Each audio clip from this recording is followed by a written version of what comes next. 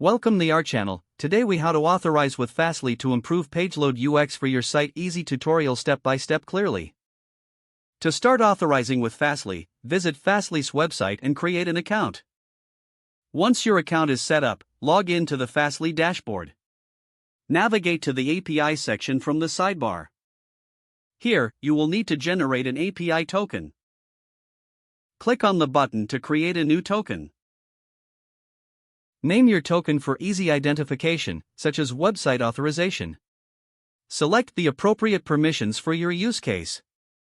For page load optimization, you will typically need read and write permissions on services and configurations. After selecting the permissions, click Create. Copy the generated API token and store it in a safe place. Next, go to your website's deployment environment, such as your code editor or content management system. Locate the configuration file where Fastly will be integrated. In this file, you'll need to introduce the Fastly token. Paste the API token you copied earlier into the designated variable or section.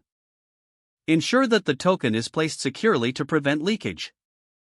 Now, configure your CDN settings to link to Fastly. Set the Fastly service ID, which you can find on your Fastly dashboard.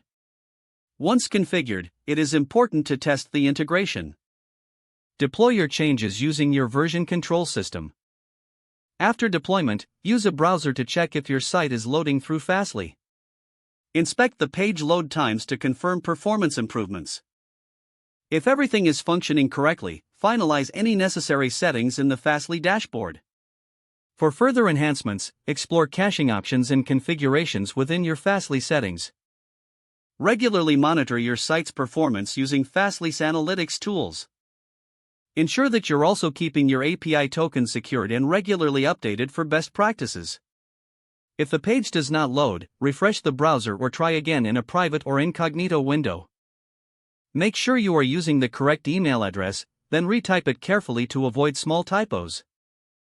If your password is not accepted, use the reset option and create a new strong password you can remember. Check your spam folder for verification or security emails, then complete any requested confirmation steps. Enable two-factor authentication if available to improve account security and reduce unauthorized access risk. Don't forget to like this video and subscribe to our channel for more step-by-step tech guides.